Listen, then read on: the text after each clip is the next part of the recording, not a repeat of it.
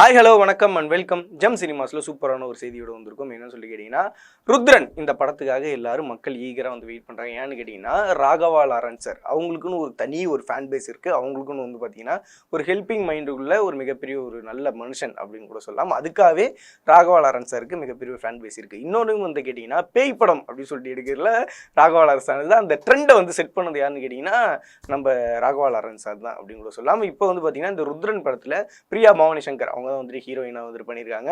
இந்த படம் வந்து நாளைக்கு தேட்டரில் வந்து ரிலீஸ் ஆக நிலையில் இருந்தப்போ இடையில வந்துட்டு என்ன பண்ணிட்டாங்கன்னு பார்த்தீங்கன்னா, கோர்ட் வந்து தடை விதிச்சிருக்காங்க. ஏன் தடை விதிச்சாங்க அப்படின்னு சொல்லிட்டு கேட்டிங்கன்னா, ஹிந்தி மற்றும் மற்ற மொழி படங்கள்லாம் இந்த படத்தை வந்து டப்பிங் பண்ணலாம் அப்படின்னு சொல்லிட்டு டப்பிங் பண்ணி ரிலீஸ் பண்ணலாம் அப்படின்ற மாதிரி யோசிச்சிருந்தப்போ தயாரிப்பாளர் வந்துட்டு பார்த்தீங்கன்னா ரெவன்சா அப்படின்னு சொல்லிட்டு ஒரு கம்பெனியில் போய் வராங்க. அவங்க யாருன்னு கேட்டிங்கன்னா, இந்த ரெவன்சா அப்படின்றவங்க யாருன்னா, அதாவது இந்த ஹிந்தி மற்ற மொழி படங்கள்லாம் டப்பிங் பண்ணியதோட உரிமையை வச்சிருக்கிறவங்க. அவங்க என்ன சொல்கிறாங்கன்னா, நாங்கள் உங்களுக்கு ஒரு அமௌண்ட் தரோம், அந்த அமௌண்ட் வச்சுட்டு எங்கள்கிட்ட படத்தை கொடுத்துருங்க அப்படின்ற மாதிரி சொல்கிறாங்க. அதுக்கு வந்துட்டு எவ்வளோ அமௌண்ட் வந்துட்டு கிட்டத்தட்ட வந்து பேசுகிறாங்க அப்படின்னு சொல்லிட்டு பார்த்தீங்கன்னா 20 அப்படின்ற ஒரு அமௌண்ட் அதாக கேட்டிங்கன்னா 12.25 கோடி வந்துட்டு பேசுகிறாங்க மொத்தமாக. இதில் வந்து பார்த்தீங்கன்னா 10 கோடி வந்துட்டு அட்வான்ஸாக வந்துட்டு கொடுத்துட்றாங்க.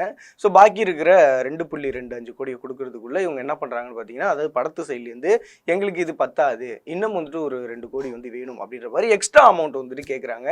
அப்போ அந்த ரெவன்சா அவங்க வந்துட்டு என்ன பண்ணுறாங்க பார்த்தீங்கன்னா, கோர்ட்டுக்கு வந்துட்டு போகிறாங்க. இந்த மாதிரி வந்துட்டு இதுதான் பிரச்சனையாக இருக்குன்றப்போ ஸோ கோர்ட் என்ன சொல்லுதுன்னா, இது வரையும் படத்தை ரிலீஸ் பண்ணக்கூடாது அப்படின்ற மாதிரி தடை உத்தரவு வந்து பிறப்பிச்சிருந்தாங்க.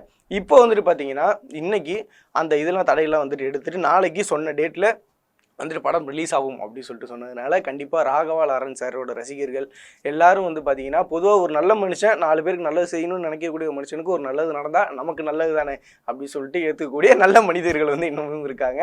ஸோ வந்து பார்த்தீங்கன்னா, நாளைக்கு இந்த ருத்ரன் படம் வந்துட்டு ரிலீஸ் ஆகும் போது கண்டிப்பாக மிகப்பெரிய எதிர்பார்ப்போடு இருக்குது. எதிர்பார்ப்பை பூர்த்தி பண்ணும் அப்படின்னு சொல்லிட்டு நம்புகிறோம். நன்றி, வணக்கம், தேங்க்யூ.